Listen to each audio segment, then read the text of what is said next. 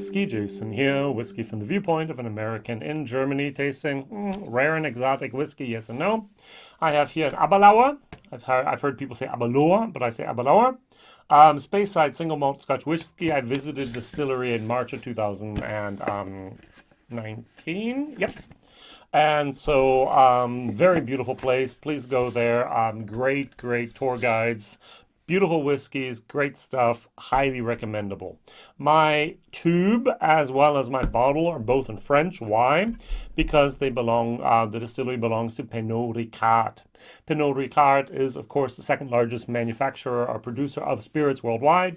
Diageo is number one, Pernod Ricard is number two. They own, for example, Irish distillers, Jameson, Middleton, everything that you get from the big boys over there in Ireland are also here from them, and they have their fingers on a lot of different pies. And so this is actually the number one selling whiskey, single malt whiskey in France. They send a lot of stuff over there. While I was at the distillery in March of 2019, I asked, hey, how are you running? Is it 2 shifts, 3 shifts? He says, 3 shifts, 24/7, 50 weeks a year. We shut down for 2 weeks of maintenance a year, and that's it. Otherwise, it's nonstop, pedal to the metal. And now they actually have the building permit for a new building. They're building a new still house. They're expanding. They hope to be able to actually double capacity. I don't know if they'll be done in 2022 or 2023 or even later. Who knows? I am so happy that I finally have this bottle here. Now, the Aberlour 16-year-old Double Cask Matured has been on the market basically now since the year 2003. Then it came out 2005, 2007, 2008, 2010, 2015. There was a large gap there. 2017, 18, 19, and now 2020. I have batch AB16, which is Aberlour 16-year-old. Batch 1 of the year 2020. So this is that. Very important. Batches do vary a lot. All right, so this is a 700 milliliter bottle for Europe and so on. And there is a 40% version of the Aberlour, but I did get my hands on the 43%. Yay. All right, very good. So this is good stuff. Now, I'm going to compare it to 2 different bottles today. Why that? Because this stuff is so good, I'm going to pull out some of the big boys. I needed a little bit of room, so bye-bye tube. All right, the bottle goes over here. The bottle goes over here. What am I going to pick first? I'm going to, first of all, pick GlenAllachie, 15 years old, 46%. This is 60 euros where I live. This is 60 euros where I live. Now, I do have the absolute newest batch out there. This is July 2021. So far, everything I've had has been about 3 to 6 months younger. Now, I have a little theory, and I'm not sure if Billy Walker's going to like this theory or not, but I have a theory that I think that they have almost over-oaked this. All right, so they do use virgin oak, they do use Pedro Jimenez, they do use Oloroso, and they do maybe use a little bit of Rioja wine. And my feeling is there's a touch too much Rioja and there's a touch too much of tannins in here.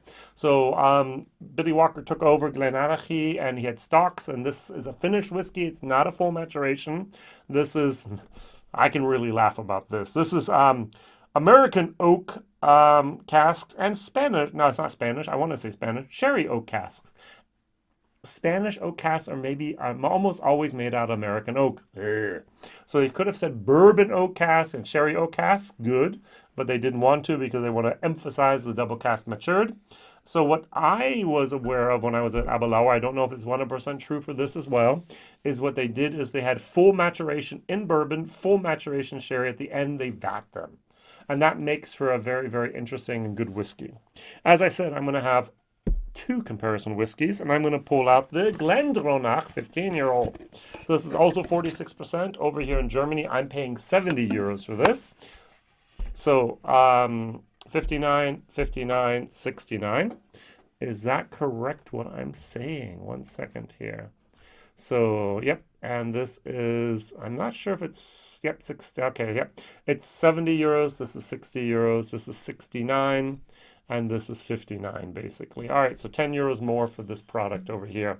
And this is exclusively matured in sherry casks, Pedro Jimenez, and Oloroso. Here I have a bottle from the year 2019. This is October 2019 is the batch that I have here. Also important because they're changing. All right, so beware of Glendronach. Ralphie talked about it a lot. They've gotten rid of the non-chilled filtered and all that on there. So on my tube, I think I still have, yep, I have non-chilled filtered, natural colored on mine. That's a thing of the past, unfortunately. What a shame, what a shame. All right, so we're going to first of all take a look at the color here. Who wins? Well, guess what? GlenAllachie wins. No surprises there.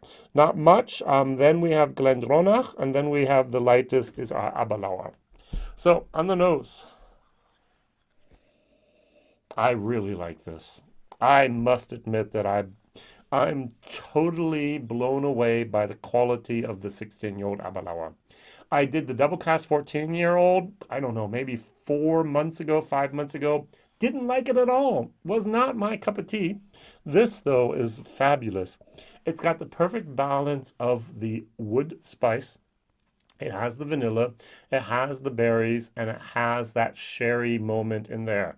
And this is like the perfect gentleman. It's so polished and so clean. The one that's missing on here would have been the Macallan Sherry 12 sherry cask, which could have actually been in the same range. Also around 70, 75 euros, 73 euros over here. I just don't have it open at the moment. Sorry. I like this. This is going to be a B whiskey, people. B. Aberlour 16 double cask. B, 43%. Very, very nice. Over here, the GlenAllachie. Much, much, much more of a fresh wood moment. There are virgin oaks cask used in this, and I have a little bit, I think it is actually a little bit of a Rioja type of red wine moment. That's a tiny, tiny little bit too intensive for me. Oh, I like the Glendronach. The sherry is really good. But this has a little bit more of a, this is smoother, this is creamier, this is more balanced. This has a little bit more of an edge, and that 46% with alcohol, tiny, tiny little bit more bite. People like it. I like it as well. But today, for some reason, I'm in the mood for some very smooth drinking, and this is going to hit the spot perfectly. All right, so 43%, Aberlour 16-year-old. There is a whiskey-based number here for this, even though it has no shops and so on. This is going to be whiskey-based. Do I have the 43%? Yes, I do. This is going to be whiskey-based number 178721. Sherry oak casks, and its cask number, it's batch number AB16-1-20. Cheers.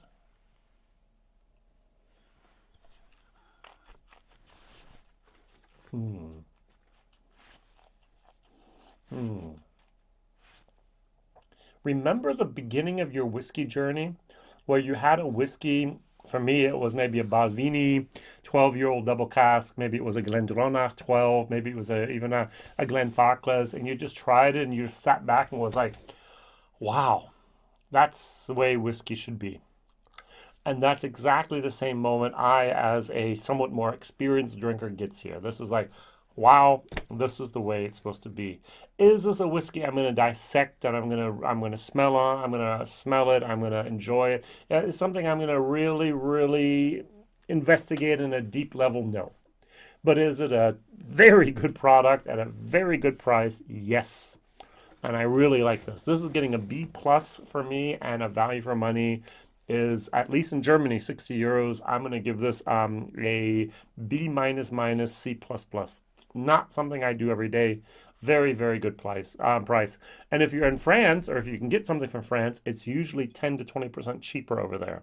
I have a friend, he lives on the French border, and he drives over to France and buys Aberlour and brings it back to Germany in the shopping cart. Literally, his whole trunk of the car is filled, and he sends it all over Germany to his friends and so on, because it's so much cheaper over in France than any place else in the world, in my opinion. All right, let's go over here to our GlenAllachie. Let's cleanse the palate. GlenAllachie, July 2021 batch here in GlenAllachie 15.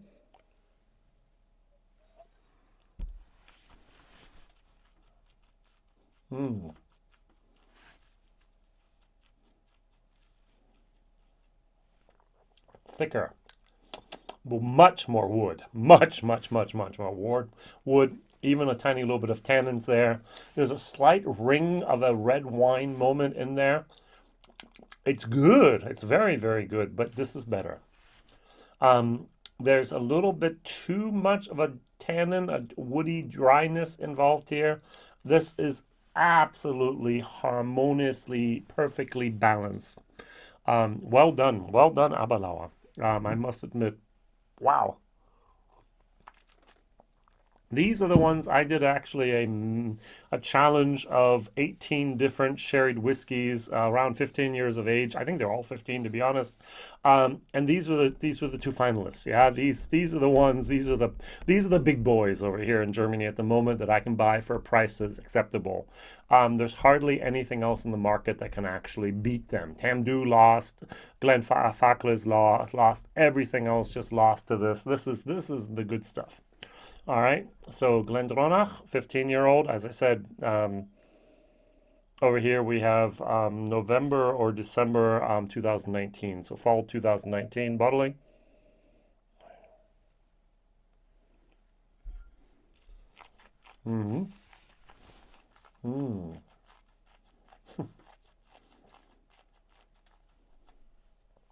Now this is more of a complex whiskey. I love how the Pedro Jimenez and the Oloroso play with each other. There's good oak in here without being over oaked. It's not the tannins. It's a chocolatey moment. This is, for to me today, that in 2019 Glendronach is better than the 2021 GlenAllachie 15. And actually blind, it was the other way around with basically the same batches, but only a 2020 version. But and I must say, but I like this still better. This is still smoother. This is still more coherent. This is still just, the balance of this is just outstanding. And I was thinking, oh no, I haven't had whiskey for a couple days, and let's see, and I do this, the first video after a couple days of break, and then it's like, oh, this is the best whiskey in the world. It's like, okay, is it me, or is it the bottle, or what's going on here?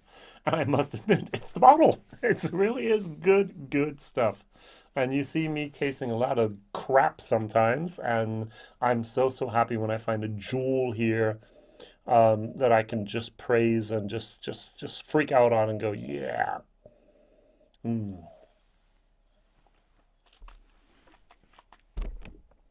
So, yep. So B plus, yummy. And a B minus, C plus plus in the value for money area. Good stuff. Question of the day. At the price range that we're at here, 60, 70 euros. I'm sure in America it's going to be $100. Over in Great Britain it's more going to be the 80 euro range, I think. What sherry whiskeys with an age statement, 15 years or older, 43% or more, can you recommend? Let's say, hey, this could be something that's equally as good as this. Please, no single casks. Please tell me something that is an original bottling, that is a standard, that you can really recommend. Something where you go, hey, that's great. Aberlour is for me a hit or miss. The 14-year-old was a miss. The 16-year-old is a hit. The Aberlour, the cast strength version of the sherry, those are good. They were better, but there's still something special in my heart, and I like them. I like the bottle design. I like this, and I'm so happy that this was there. The 18-year-old I've had as well. It was okay, but it wasn't worth the price, is what I remember. It was like, oh, this is good. This is like a C plus maybe, but it's not worth $100 or $120 or over here 90 euros or so on. Just wasn't worth that much money, that much money. But the 16-year-old at 60 euros, Bang. Spot on. Very, very good. Do not raise the price, Pinot Ricard. Do not raise the price, Aberlour. Keep that at the way it is and let us enjoy this whiskey and have a good time with it. All right. Thank you very much for liking, for subscribing, for being part of this channel. Please write in your comments which whiskey might be able to have an equivalent of this in the value for money as well as the taste. Very, very smooth, very, very, very silky, very, very balanced, just perfect. And I look forward to seeing you back here very, very soon. Whiskey Jason, all the best. Bye-bye.